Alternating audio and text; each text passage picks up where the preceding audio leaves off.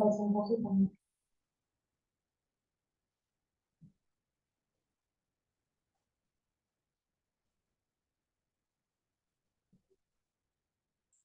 Assalamualaikum warahmatullahi wabarakatuh. Kesempatan kali ini saya akan membahas tentang implementasi convolutional neural network.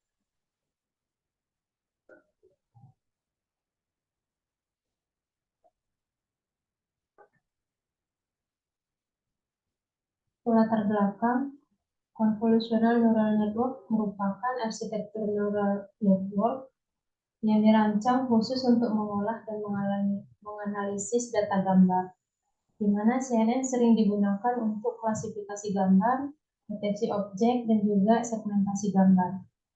Kelebihan CNN adalah mampu secara otomatis mengekstraksi ciri penting dari setiap citra tanpa bantuan manusia. Selain itu juga lebih efisien untuk memori dan kompleksitas. Rumusan masalah, klasifikasi gambar merupakan salah satu proses yang sulit dilakukan, maka dibutuhkan suatu metode algoritma yang dapat mengklasifikasi gambar dengan lebih baik. Tujuannya untuk melihat kemampuan kinerja dari CNN dalam klasifikasi gambar. Batasan masalah yaitu yang pertama menggunakan dataset CIFAR 10 dengan jumlah data sebanyak 60.000 citra yang dibagi menjadi 10 kelas.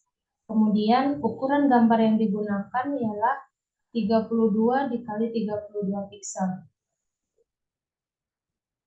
Metode untuk pembahasan ini yang pertama adalah import library, kemudian load ke database, kemudian pre-processing data, lanjut implementasi CNN, kemudian compiling, kemudian training, dan yang terakhir evaluasi.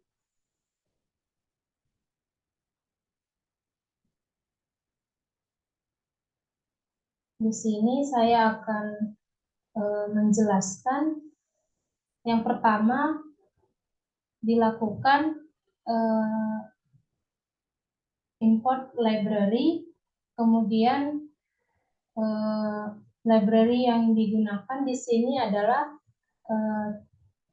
TensorFlow dan juga Keras, kemudian load ke database yang digunakan yaitu CIFAR 10. Setelah load ke database, maka dilakukan pre-processing data, di mana akan dilakukan normalisasi data gambar dengan mengonversi nilai piksel menjadi rentang antara 0 dan 1. Kemudian tipe data diubah menjadi plot 32. Setelah itu, di sini ada proses one hot encoding labels, di mana maksudnya ialah untuk mengubah label kelas menjadi vektor biner. Setelah dilakukan pre-processing data, masuk ke implementasi CNN. Untuk implementasi CNN, di sini dilakukan dengan membuat model sekuensial, yaitu urutan lapisan, menggunakan model sekuensial. Kemudian ditambahkan lapisan-lapisan konvolusional, kemudian max pooling, dan juga dense. Hal ini untuk membangun arsitektur CNN. Di sini terdapat dua fungsi aktivasi, yaitu fungsi aktivasi ReLU itu digunakan untuk lapisan konvolusional dan dense, dan untuk lapisan output digunakan aktivasi softmax. Kemudian proses compiling. Proses compiling ini untuk mengonfigurasi model dengan optimizer yang digunakan yaitu optimizer Adam. Kemudian fungsi loss-nya itu categorical cross entropy karena masalah klasifikasinya yaitu multi kelas. Kemudian metrik yang akan diukur ditentukan di sini yaitu akurasinya. Kemudian proses training model di mana dilakukan pelatihan model dengan memanggil fungsi fit pada data latihan atau data training selama 5 epoch. Di sini sebenarnya saya mencoba dengan 4 epoch, yaitu yang pertama dengan 5 epoch, yang kedua dengan 10 epoch, yang ketiga dengan 15 epoch, dan yang keempat dengan menggunakan 20 epoch. Setelah training dilakukan, kemudian dilakukan evaluasi. Di sini evaluasi menggunakan data uji untuk mengevaluasi model yang telah dilatih. Kemudian dihitung dan dicetak nilai loss dan akurasi pada data uji. Ini untuk epoch-nya sebanyak 5 dengan akurasi 0,68. Kemudian untuk epoch sebanyak 10 itu akurasinya 0,69. Untuk epoch sebanyak 15 itu akurasinya 0,69 dan untuk epoch sebanyak 20 akurasinya 0,68.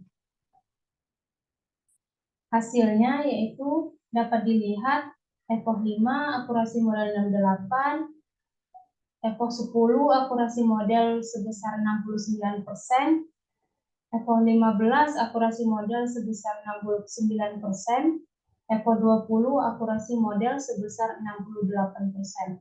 Di sini dapat dilihat bahwa epoch terbaik